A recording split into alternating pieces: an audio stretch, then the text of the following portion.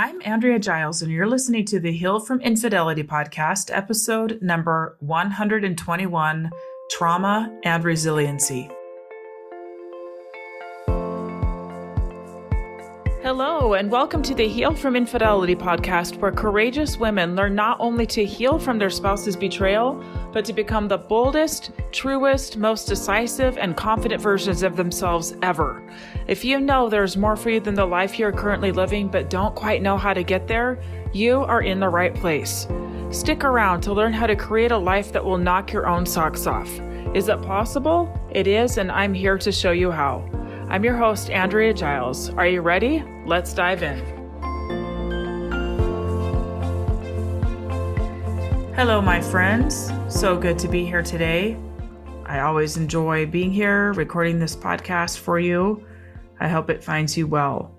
Before we jump into this week's podcast, I want to give a shout out and say a thank you to KV8678 for your beautiful, beautiful review on my podcast. I'm going to read it to you. It's titled A Lifesaver. She said, I wanted to leave a very thoughtful review for this podcast, but I won't be able to do it justice. It's been more helpful to me than in-person therapy and antidepressants. And then in parentheses, I would never dissuade anyone from seeking help from those things in a time of need, of course. Andrea is sensitive and compassionate, but also gives actionable advice for healing for a time that can feel really hopeless. 100% recommend this podcast to anyone who has had their life turned upside down by a partner's affairs. Andrea says she reads all her reviews. I truly hope she sees this. Andrea, I just thank you so much for sharing your experience, your expertise, and your friendship. You often say in your podcast that you love us, and that just really feels good to someone who is feeling unloved and unrespected. You're really amazing. We love you too. Thank you so much. And I do love you. I love all of you. And that just means the world. And I appreciate it so much. If you have not left a review, I invite you to do so. It does mean a lot to me. I love hearing from you, but it also means a lot to people who are searching, who are trying to find help, to hear from other people if this is worth their time. You guys know there's so many things out there that are trying to pull at your attention. And when people can see reviews like this, they're going to pause and go, okay, maybe there's something here. And they start listening, right? Okay, so I recently heard something that I loved so much, and I am basing this whole episode around it. I was listening to a training by one of my favorite therapists. His name is David Schnarch. I've talked about him before. He has since passed away, but I really, really love his work. And one of the things that he said is that the hallmark of being human is not trauma, it's resiliency. We live in a time where there's an awful lot of talk about trauma, about triggers, generational trauma, all the trauma, lots of trauma. You've heard me talk about trauma. It is real. Trauma is real. And I don't think any of us get through life without our fair share. We all experience trauma. Certainly infidelity is traumatizing for many, many people, right? Trauma in and of itself does not define us at all. It's a human condition because we are surrounded by other traumatized humans that in turn traumatize each other, right? Or things happen in this world that are outside of our control that can be traumatizing, right? We're going to hurt each other. Hard things are going to happen. We're going to react to each other's unhealed trauma and cause additional pain, right? Sadly, we're pretty darn good at that. The thing is, though, that we are not meant to identify with our trauma as who we are. Where we can identify is in our profound resilience to it. You listening may feel like you will never actually really heal, that you'll always hurt, always ache, always wonder what if, never trust again, never feel deep joy again. I know that feels very real in the moment, and I have certainly been there. I really have. But here's the truth. You are meant to bounce back from this. You are built with resilience deep in your bones. It's there. It's there, and it is ready to be developed even further. My guess is that if you could look back on your life, there are times that you have already acted with great resilience. We just need to activate that now. Okay. What does resilience mean? Resilience means, I went and looked up the definition, the capacity to withstand or to recover quickly from difficulties, toughness. Another definition was the ability of a substance or object to spring back into shape or elasticity. Something that I have found is that when we shift our focus out of healing our trauma and into really moving forward, healing the trauma is a byproduct of that. It's pretty cool. For example, if we learn how to give ourselves space to feel rather than reacting to our feelings, we will be able to sit in uncomfortable situations longer without needing to slip back into our usual trauma response of fight, freeze, or fawn. What this does is it teaches us that we're not actually in danger, which in turn helps us to heal trauma. We learn how to create safety for ourselves. We learn to allow the big emotions, the big things that we need to feel, because we know that it's not going to sink us. We know that we're going to bounce back from it. And the safer we feel, the more we will venture out into the world. Okay, this is resilience in action. That's what it looks like. So how do we develop more resilience? I went and did some research for this episode. There's a lot of information out there about resilience, lots of ideas. There's lots of good little acronyms and the 7 C's of resiliency, right? There's like so much out there.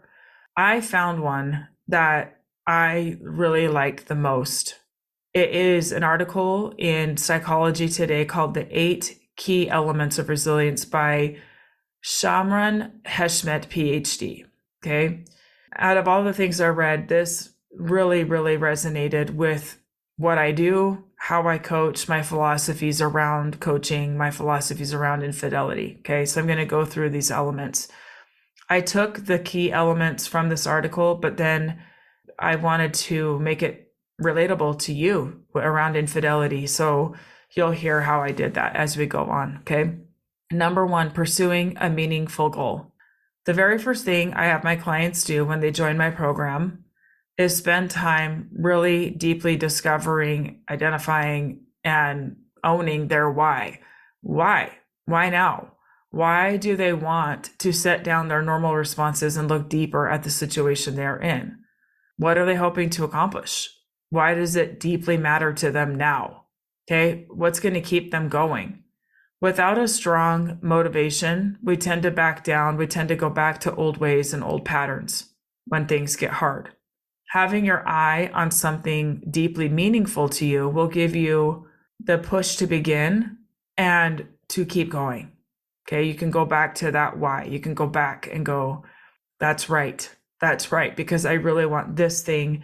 And so I have to do this thing in front of me now and allow all of this discomfort in service of the thing that I actually really want. Number 2, challenge assumptions. We humans are meaning makers. Something happens and we attach a meaning to it, even if that meaning is completely false. It's what we do. Often the meanings we attach create a whole lot of pain for us, but we do it anyway. To build resilience, we have to be able to challenge the meanings and assumptions that we have.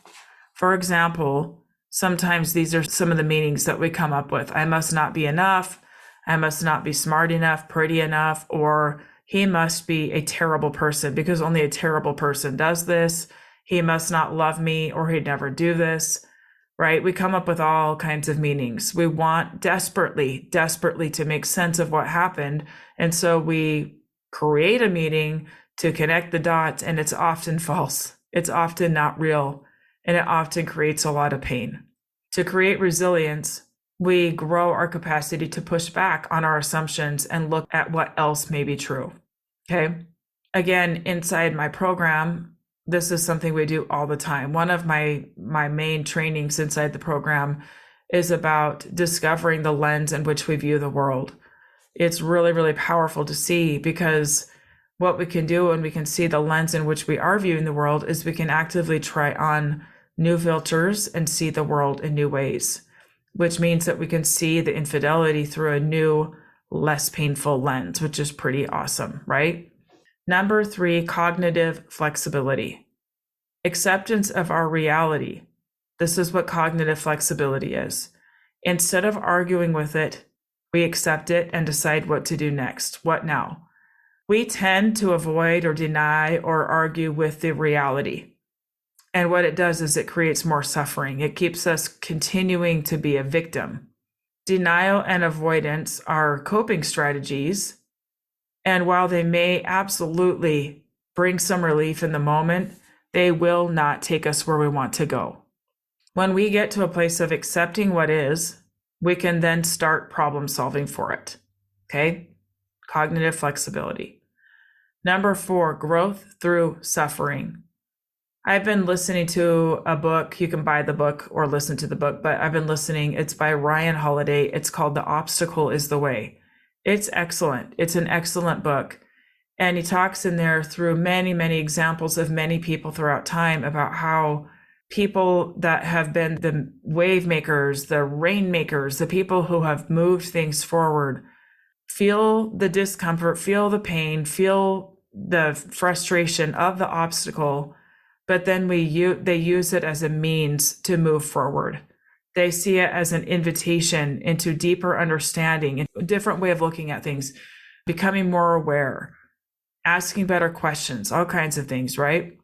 Infidelity can 100% be an obstacle that none of us ask for, right? But an obstacle nonetheless that we can grow through, that we can have a better understanding of ourselves, that we can live more intentionally on the other side of, and have relationships that are much more alive, much more intimate, all the things that we want. Sometimes what we do is we medicate ourselves through various means to avoid the suffering. We don't want to feel it. Alcohol, sugar, drugs, porn, sometimes even things like obsessive shopping, things that we do to avoid, right? Food. These things can give us some temporary comfort, but it's not going to help us move past the obstacle and use it for our good, right? When we step right into the pain, it is actually the way through to be able to grow on the other side, to get to the other side into our growth and into like a deeper, wiser version of ourselves, a more resilient version of ourselves. Number 5, acting despite the fear, excuse me. You'll hear me all the time talk about how important it is to take courageous action. My very last episode was all about that. It doesn't mean you're waiting until you aren't afraid or waiting till you feel more confident. It means that you are taking those courage-inspired actions that you know will get you closer to your end goal now. Okay, this can look like saying something you're terrified of saying because you know the alternative is to stuff it down like you always did before the infidelity. Fear will say, stuff it, it's too scary. Courage says, say it, even if it's scary, even if you don't want to, and stand in the truth of who you are, how you feel, and what you want. There is so much resilience on the other side of this. You're going to learn that you didn't die, that you said the thing, you're still here, and that good things came from it, even if it is having a little more respect for yourself. Okay. Number 6, emotion regulation. This is all about learning to respond, not react, right? Choosing how we want to feel by choosing our thoughts. This is such a superpower to be able to feel really big emotions and not avoid them, to be able to sit with them, to be able to learn from them without making them wrong for being there. Being able to soothe ourselves with big emotions, to sit with ourselves and love ourselves through them. This is a huge, huge part of resilience. Again, this is something that we spend a lot of time on in my program because obviously, probably all of you listening are feeling some pretty big emotions and need to learn what to do with them, right? It's really, really important to creating this resiliency. Number 7, this one is a big one. And I loved that it's in these keys, the feeling of agency. So many of my clients feel acted upon. They feel like this thing happened and I had no choice. They feel like a victim and that they really don't even have a choice moving forward. Sometimes they're looking at their future and going, I can't actually leave because of X, Y, and Z. And I have to stay but I have to stay in this marriage that sucks, that I don't want to be in. I've lost so much respect for him. But since I can't leave, I just have to suck it up and stay, right? There's no agency in any of that. Or he chose to leave. He's choosing to stay with her, and I have no choice in the matter, and I just have to be miserable forever. Okay, that might feel totally real to you. But what I want to challenge you with is that we always have a choice. Okay, you may not have chosen to end the marriage, but you can always choose what you want to do next. Always, always, right? We do need to validate ourselves, to learn how to validate ourselves in the hurt that we feel, but we still get to choose. Okay. In the moment, maybe we were a victim to somebody else's choices, but we don't have to stay a victim. There's always something we can do. There's always a next choice we can make. We don't have to stay married. We can figure out a new way to create a life we want to be in besides the one that we know. We can stay married and choose to do so fully because we genuinely want to be there, not because we have to, right? I really can't emphasize how important this is. When we feel trapped and stuck, we have forgotten that we have a choice. We step into resiliency when we remember I can always do something. I always have a choice. Okay, on to number 8, social support. How many of you have not told a soul or have only told a handful of people and feel very alone and feel embarrassed and feel trapped, right? Social support is so important. It does so much for us. It reduces anxiety and stress. We're able to face hard things easier when we know we have others by our side. Okay? Especially after infidelity, I can't tell you enough how important this is. For so many of my clients, they feel so much shame. They're so embarrassed that it happened. This was not supposed to happen to me. What? Look at me. I'm amazing. Like, how could this happen to me? Or look at me. I must be nothing. I must not be good enough. I must not be pretty enough. I must not, on and on and on, right? So much shame. There's thoughts about no one really understanding, being embarrassed, right? You need a network. You need social support. Okay. I invite you to reach out, to find somebody you trust and share. Create your own social support. Okay. In my group, I'm going to talk about my group again because there's just so much in there that creates this kind of resilience. I see it every day in my clients. It is a built-in support network. Once you join, you're in, and you have an army of women that love you, that care about you, that are there for you, that are walking the same path. Some of them are a little further ahead of you, and so they can like be a mentor to you to say, hey, keep going. You're close. Like, you're close. It's going to get real good here in just a little bit. Keep going, right? One of my favorite things about my program is this social support because it really is psychologically so critical to helping us to feel safe, helping us to feel less stressed, helping us to feel like there are others who get us so we're not so alone, right? This piece is so important. So whether you come join my group or whether you go elsewhere, please go find some support. Lean on people. You're worth it. There are people out there who care about you, who want to help you. Okay. To wrap this up, I want to remind you that you are built to be resilient. So at the end of this here, I want to ask you, do you personally, my dear listener friend, do you identify more with your trauma or more with your strength? Which one is it? Which one do you identify more with? Do you identify more with, my gosh, I think I'm just broken. There have been so many hard things in my life, and I think I'm just really screwed up. Or do you identify more with your strength and how, yes, I've had many hard things in my life and I've bounced back every freaking time, and I'm going to now, watch me. What's your answer? If your answer is identifying more with your trauma, I challenge you, my friend, to really look for times where you have been resilient, and let's channel some of that here, okay? For those of you who identify more with resilience, that's awesome. And this is not going to keep you down long, my friend. You will bounce back. You will feel joy again, okay?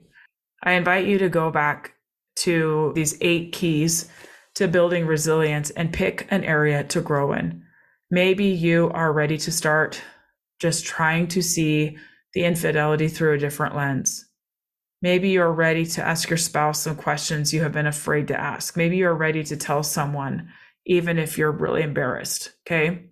These will all grow your resilience. One more thing before I go.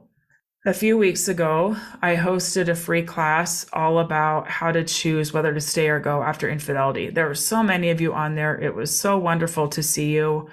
I didn't actually see your faces, but I got to hear from you in the chat and I got to answer some of your questions, and it was really wonderful. I have been thinking a lot about how it went and some of the things that I want to do moving forward. I'm going to be teaching this class again, a slightly different version of it.